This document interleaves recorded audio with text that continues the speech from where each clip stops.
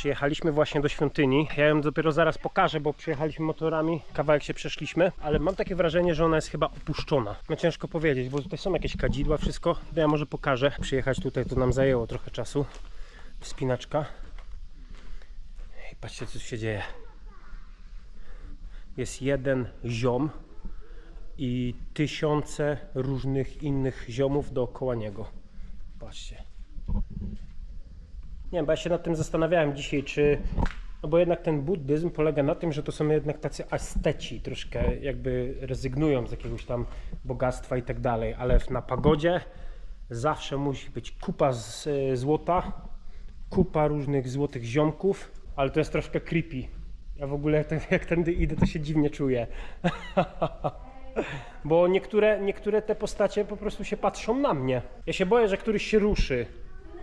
Gdzieś w środku jakiejś dżungli, gdzieś na jakiejś górze. Tutaj totalnie nikogo nie ma. Bardzo ciężko się tu dojeżdża. Kto to wszystko tutaj wniósł? Tych wszystkich ludzików. No nie wiem, dla mnie to jest troszkę creepy. Nie wiadomo, czy one patrzą na ciebie, czy nie. Czy tylko ci się wydaje, że na ciebie patrzą tymi swoimi oczami. Całe to miejsce wygląda tak, jakby ktoś to zaczął budować i chyba po prostu to porzucił. Czy my jesteśmy w pagodzie? Czy to jest miasto? Czy to już jest świątynia buddyjska? W sumie nie wiadomo do końca. A nie widzieliśmy tutaj żadnego człowieka, więc tak jakby nie wiem, czy może po prostu olali to. Bo właśnie przed chwilą... So stay. Właśnie widziałem pana, który jest mnichem. Ale to gdzie oni się wszyscy chowają? Może są pochowani w tych domach? Albo może gdzieś medytują. Tutaj się ciuchy widać, ktoś prał. Czy jednak ktoś tutaj mieszka? To nie jest tak, jak nam się wydawało. No nie wiem. Ja jakbym był takim mnichem, to powiedzmy wystarczyłby mi taki posążek, żebym sobie miał gdzie medytować obok niego i tyle by mi wystarczyło, ale tutaj widocznie im nie wystarcza, bo mają tego od groma. Tutaj jakiś kolejny ziomek z łuku strzela. Patrz. Na łodzi. To jest łódź. Właśnie się chyba zbiera na burzę, bo zaczyna wiać, grzmieć. Więc będziemy się stąd zawijać. Ja nie nagrałem drogi, jak to wygląda, jak tutaj jechaliśmy, ale nagram, jak będziemy zjeżdżać. Bo ciekawa sprawa. Jedziesz sobie po prostu w górach, nic nie ma i nagle spotykasz wioskę i ludzie w wiosce mieszkają sobie tutaj. Więc tak to wygląda stąd. No jeszcze pokażę te urocze grubaski tutaj. Się trzymałem za brzuszek, ewidentnie coś zjadłem.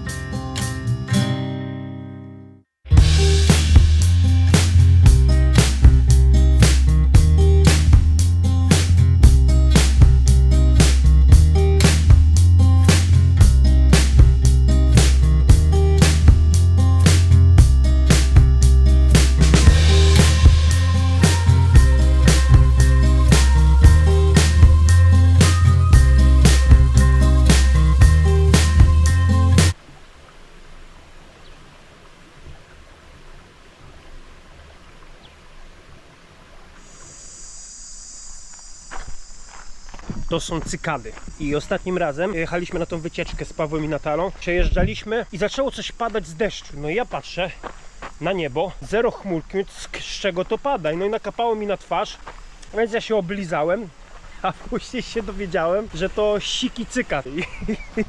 Miej to na uwadze, jak nie ma chmurki, pada deszcz, to tego nie oblizuj. Ja już nigdy nie zaufam deszczowi. Idziemy sobie nad wodospad, bo jest ciepło. I chcielibyśmy się wykąpać. Grzyby? I też jest z nami Paweł dzisiaj. Siema Paweł. Siema. Jest bardzo gorąco, ale tak przyjechaliśmy nad rzekę się wykąpać. Bo tak jak się okazało, ostatnia wycieczka motocyklowa tak bardzo nam się spodobała, no że umówiliśmy się na kolejną. I tą samą ekipą w piątkę. Ja, Asia, Paweł, Natala i Hania. Jedziemy sobie tym razem na południe Kambodży, nad morze. A może uda się nawet popłynąć na rajską wyspę. Jest tutaj ponoć jakiś wodospad, ale tak łażę we w tej, nie udało mi się go znaleźć, więc zakładam, że przez to, że jest po prostu mało wody, to tego wodospadu nie ma. Nie przejmujemy się tym, bo przynajmniej się wykąpiemy. Cześć Natala! Hejo! Ja się nie patrzeć, nie wyszło. Witamy na naszym kanale. Gacie też ci dam. All my life been looking for it. I think I found something to help with easing the pain. This voice inside my head isn't dead. I think it's growing. Soon we will be one and the same. I've been going to the racetrack. Spent all my money on the dog in the bed. I put my heart into an 8-track. How about that? My life was perfect, now it's starting to crack. Oh no. No to drogi w Kambodży, no to przeważnie to wyglądają właśnie tak. Oprócz paru jakichś tam autostrad i odcinków, no to w większości między małymi miasteczkami i wioskami jedzie się w ten sposób. I to jest fajne. Zatrzymaliśmy się tutaj przy drodze. Zaraz. Jakieś jedzenie, jakaś mini restauracja jest. I tak się zastanawiamy, czy coś damy radę zjeść, ale pani za wiele nie ma, bo pani ma jedynie tutaj, co pani ma? Rybkę i to są żaby. Ale ja nie wiem, czy ja dam radę jeść żaby. Może jakiś ryż się uda od pani wyhaczyć. Pokażemy jej zdjęcie po prostu ryżu i zapytamy się, czy nam coś takiego przygotuje na śniadanie. Aha. Ale to ja nie wiem, ile to tutaj leży, wiesz, bo tu jakieś to... No to zatrzymamy się gdzieś dalej. Dalej, no. Dobra, nie będziemy ryzykować, bo tutaj nie wiemy, czy to mięso długo leży, czy nie, a lepiej się nie zatruć. Coś chcielibyśmy zjeść takiego przygotowanego już, a nie wczoraj na przykład. Blame it on the recipe. Do what you want to me, 'cause I could never let it go. You tossed my body out to sea. Claim it was a tragedy, but I think everyone will know. You moved into attack, so I sneak out the back. Yes, I can feel that it is time to go. To w Kambodży drogi buduje się właśnie w ten sposób.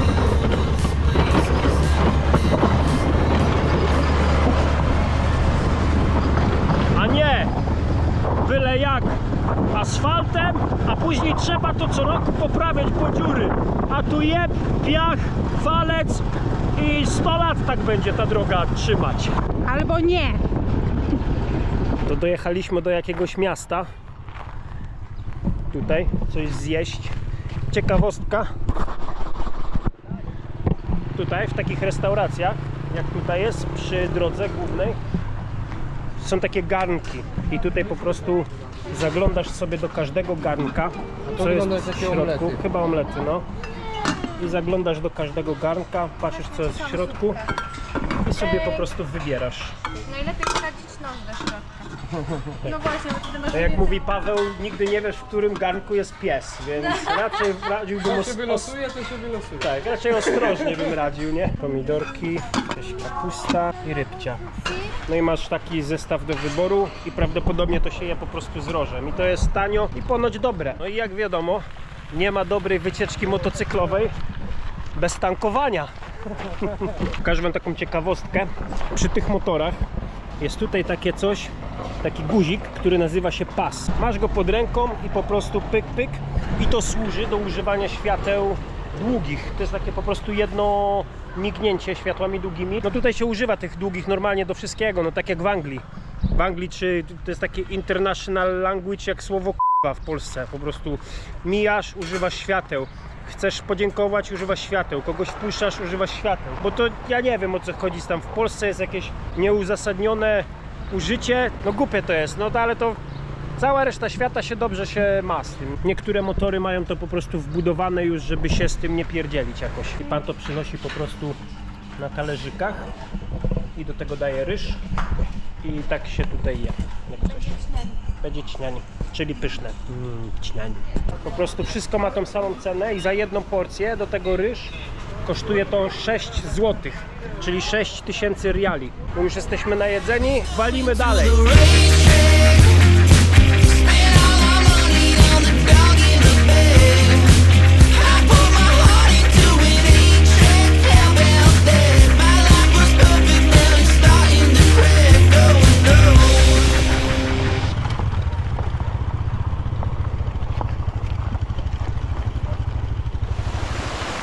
Co?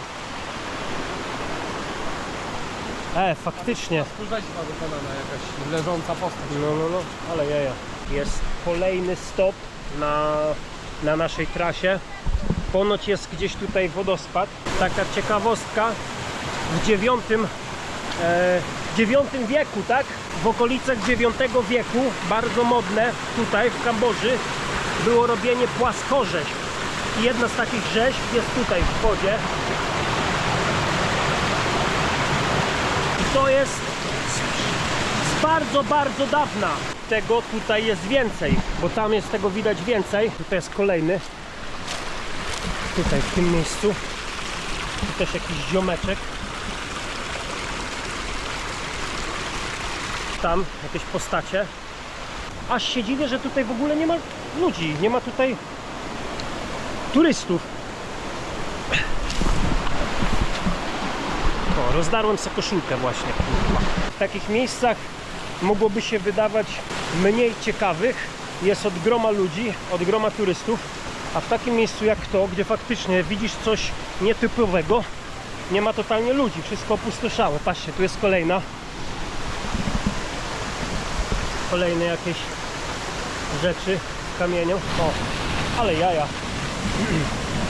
Aż ciężko w to uwierzyć, że to wszystko było wyrzeźbione tak bardzo dawno temu.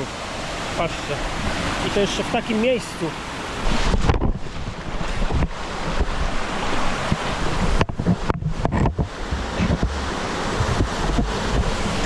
Ufa. Wpadłem do wody. Natala! Śmiałem się z ciebie, nie?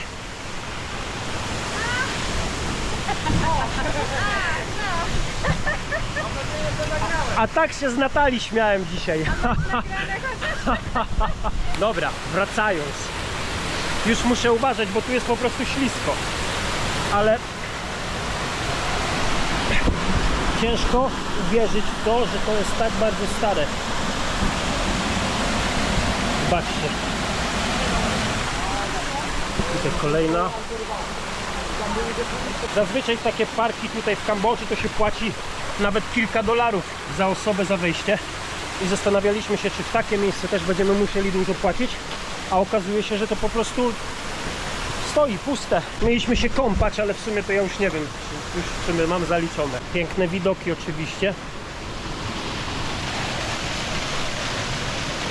Ale jazda.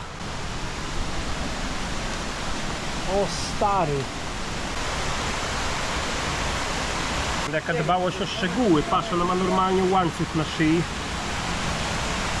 To tu jest wielki słoń. O, my tutaj przyjechaliśmy po to, żeby się po prostu na trasie, bo jak się jedzie cały czas w tym pyle, no to jest się brudnym, ma się ten pył w buzi. A tutaj chcieliśmy przyjechać, żeby się po prostu wykąpać. I taka niespodzianka. Co za miejsce. Patrz, szwagry.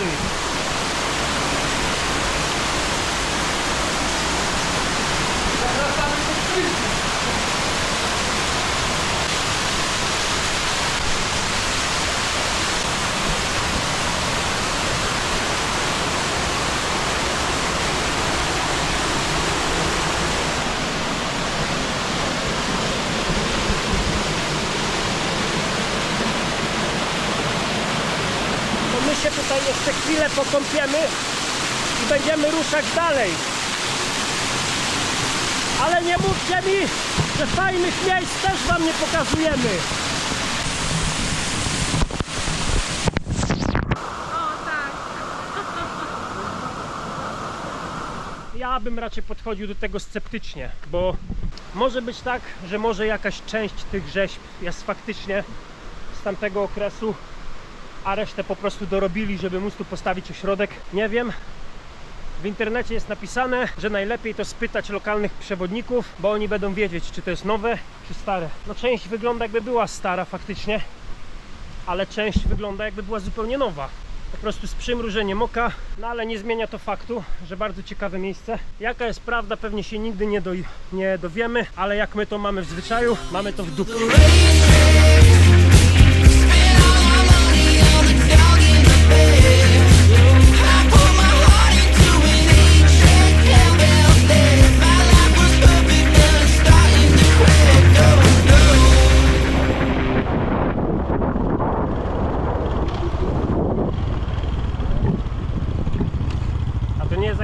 Militarna jednostka? No to właśnie będziemy płynąć na wyspę. To jest tamta malutka, tam co widać. Nazywa się Koh-Ta-Kiew.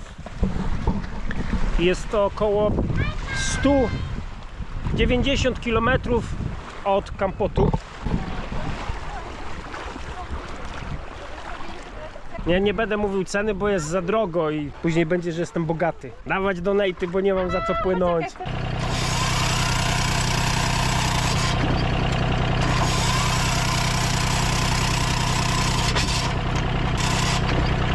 Tak się tutaj odpala silnik.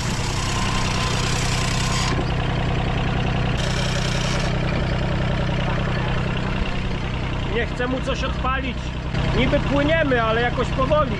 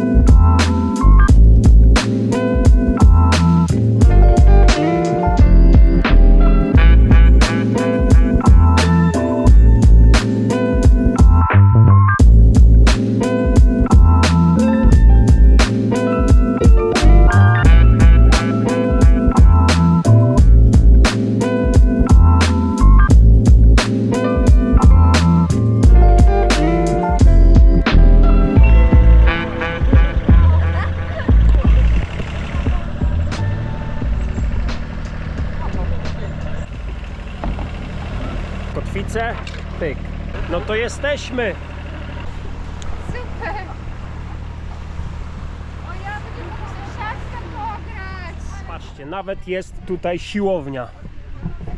Ale ja niestety dzisiaj mam zakwasy i postanowiłem, że dzisiaj będę pił browary. Te są już takie konkretne. I tutaj można tanio wynająć spanie, bo można sobie rozłożyć namiot. Można sobie wynająć swój własny bungalow, tam są bungalow. Tutaj jest domek, gdzie są łóżka takie, że można nie wiem, tam 10-20 osób w jednym pomieszczeniu i to jest najtańsza opcja. No tutaj jest bar i też jest opcja, że sobie wynajmujesz hamak. Tam jest hamak, tam sobie pan leży na hamaku i możesz wynająć hamak, rozłożyć namiot, wziąć własny dom albo spać w pokoju koedukacyjnym. Dlatego fajna, tania opcja tutaj. I ciekawostka, jeżeli pozbierasz reklamówkę po ryżu pełną śmieci, dostajesz za darmożkę browara. Gdzieś kiedyś na jakimś blogu przeczytałem, że spanie pod namiotem w Azji to jest przerost formy nad treścią, albo treści nad formą, już nie pamiętam. Tak czy siak, no nie wiem, my z Asią po prostu lubimy spać pod namiotem. Dlatego go ze sobą zabraliśmy i kiedy tylko możemy, śpimy w namiocie.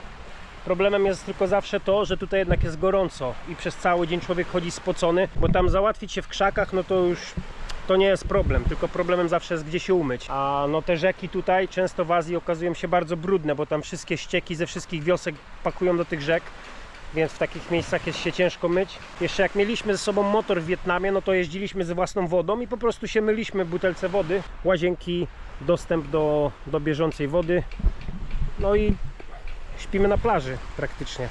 Według mnie nie jest to przerost formy nad treścią. Kto co lubi, ja osobiście polecam. Jest fajnie spać pod namiotem w Azji. Także dzisiejszą noc spędzamy sobie na plaży. Zachody słońca nie będziemy mieć, ale rozbiliśmy się tak, że rano jak się obudzimy, to będziemy mieć wschód słońca. A woda cieplutka. No i będziemy wracać. Wpadliśmy po prostu tylko na taką jednodniową wycieczkę. 100 km od Kampotu. No i co? High life.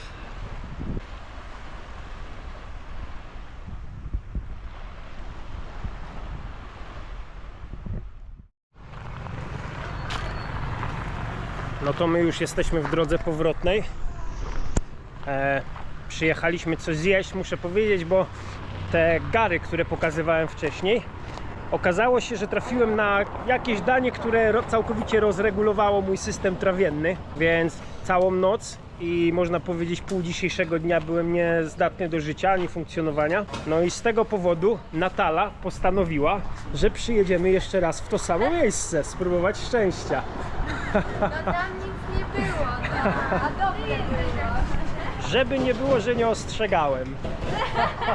To ja sobie pojadę poszukać po prostu jakiegoś kokosa, bo no ja na jedzenie gotów jeszcze nie jestem, a przydałoby mi się bardzo dobrze nawodnić po takiej upojnej nocy. Kokosa nie znalazłem, ale udało mi się znaleźć sok z trzciny cukrowej i pani mi doda jeszcze do tego limonkę, taką pomarańczkę małą, żeby nie było takie słodkie, a ten sok jednak ma bardzo dużo składników odżywczych, więc też się przyda. Odnośnie tego jedzenia z garów, to mógłbym ten fakt ogólnie przemilczeć, ale no nie byłbym fair, jakbym nie powiedział, że jednak można się trafić na nieodpowiedni gar. Czujcie się ostrzeżeni, jak będziecie jeść takie street foody sobie.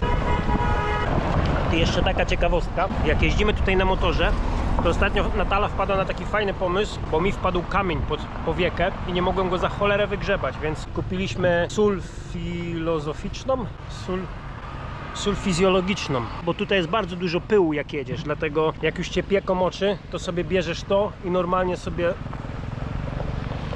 nawalasz po oczach, zamykasz sobie, chowasz do nereczki i na potem postanowiłem, że na koniec tego odcinka rzucę swoim własnym wymyślonym żartem. Tylko ostrzegam, może być suchy, tak jak moje dzisiejsze samopoczucie. Jak po polsku w skrócie powiedzieć świątynia buddyjska? Buddynek. To jest level prowadzącego familiadę. Pozdro. Mały update. Nasza koleżanka wyjechała teraz na wakacje z dziećmi i poprosiła nas, w sumie zaoferowała nam, że moglibyśmy zamieszkać u niej w domu pod jej nieobecność i w zamian zaopiekować się jej kotem. Czemu nie? Tak więc od wczoraj mieszkamy w tym domu. Ja nie będę pokazywał, jak wygląda w środku, bo raz, że nie ma to znaczenia, a dwa, to jest prywatna przestrzeń naszej koleżanki, ale jest coś takiego fajnego w tym domu, co nam się bardzo, bardzo podoba i to jest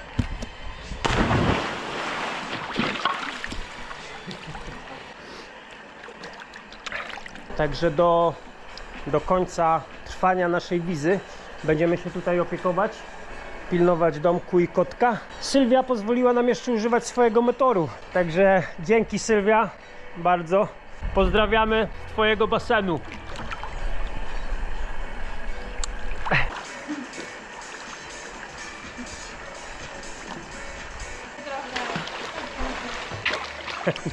To jest nasz jegomość.